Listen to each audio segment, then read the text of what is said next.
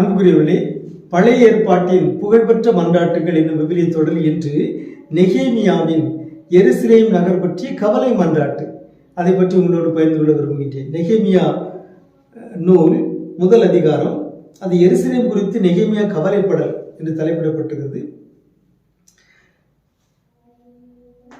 இவர்கள் இஸ்ரேல் மக்கள் நாடு கடத்தப்பட்டு பாபிலோனில் வாழ்கிறார்கள். அங்கே அர்தக்சஸ்தா என்னும் அரசருடைய கீழே நெகேமியா பணியாற்றுகிறார், ஒரு ஊழியனாக பணியாற்றுகிறார். அப்பொழுது இந்த எருசலேம் பற்றி பல செய்திகளை கேள்விப்படுகிறார்கள். என்னவென்றால், எருசலேமுடைய மதில்கள் எல்லாம் சிதிலம் அடைந்து விட்டன, பாழடைந்து கிடக்கிறது அந்த நகரம். ஆகவே அந்த மதில்களை மீண்டும் கட்ட வேண்டும். ஆகவே இவர் நெகேமியா கடவுளிடம் மன்றாடுகிறார். ஒன்று மன்னிப்புக்காக மன்றாடுகிறார், இன்னொன்று இந்த அரசர் அர்தக்சஸ்தா அவருக்கு அனுமதி கடிதம் தந்து அவரை எருசலேமுக்கு அனுப்பி வைத்து அந்த மதில்களை மீண்டும் கட்டுவதற்கு அவருக்கு அனுமதி தர வேண்டும். இந்த இரண்டு கருத்துக்களுக்காக அவர் மன்றாடுகிறார். நெகேமியா 1:4 இறைமொழி முதல் நாம் வாசிக்கிறோம்.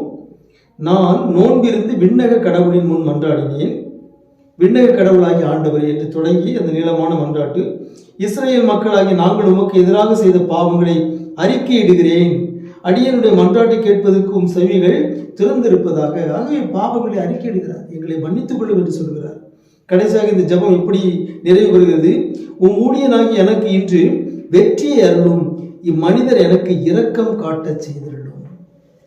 ஆகவே இந்த மனிதர் என்றால் அரசர் அர்தக்சஸ்தா, எனக்கு வெற்றி தாரும், இவர் எனக்கு இரக்கம் காட்ட செய்ய என்று மன்றாடுகிறார். ஆண்டவர் அவருடைய மன்றாட்டை கேட்டு அர்தக்சஸ்தா அரசர் இவருக்கு அனுமதி கடிதம் தந்து இவருக்கு பணமும் பொருளும் கொடுத்து இவரை எருசலேமுக்கு அனுப்பி வைக்கிறார். இவர் அங்கே சென்று எருசலேமின் மதில்களை மீண்டும் கட்டுகிறார்.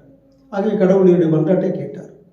ஆகவே இங்கே நாம் கற்றுக்கொள்கிற பல பாடங்கள் இருக்கின்றன. ஒன்று, நம்முடைய தாய் நாட்டுக்காக நாம் மன்றாட வேண்டும், நம்முடைய மாநிலத்துக்காக நாம் மன்றாட வேண்டும், நம்முடைய திருச்சபைக்காக மன்றாட வேண்டும், நம்முடைய மறைமாவட்டத்துக்காக மன்றாட வேண்டும், நெகேமியாவை போல.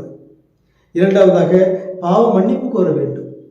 நம்முடைய எப்படி எருசலேம் நகரினுடைய மதில்கள் சிதிலம் அடைந்ததோ அதை போலவே ஒரு பங்கு, ஒரு மறைமாவட்டம், ஒரு திரு அவை, அங்கே சரிவுகள், சோர்வுகள், சிதிலங்கள் ஏற்படுகின்றன. அவற்றை மீண்டும் கட்டி எழுப்ப வேண்டும். அதற்காக நாம் மன்றாட வேண்டும், நோன்பிருந்து மன்றாட வேண்டும்.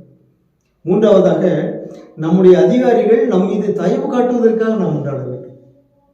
ஆகவே நாம் பல நேரங்களில் உயர் அதிகாரிகளுக்கு கீழே பணியாற்றுகிறோம், வாழ்கிறோம். ஆகவே அமைச்சர்கள், அதிகாரிகள், அவர்கள் நம்முடைய கோரிக்கைகளுக்கு செவிமடுக்க வேண்டும், அவர்களுடைய பார்வையில் நமக்கு தயவு கிடைக்க வேண்டும் என்றும் நெகேமியா மன்றாடுகிறார். அந்த மன்றாட்டை கடவுள் கேட்டார். ஆகவே நெகேமியாவின் இந்த புகழ்பெற்ற மன்றாட்டை நாமும் பின்பற்றி நாமும் இறைவேண்டல் செய்வோமாக. உங்களுக்கு அமைதி உரித்தாக.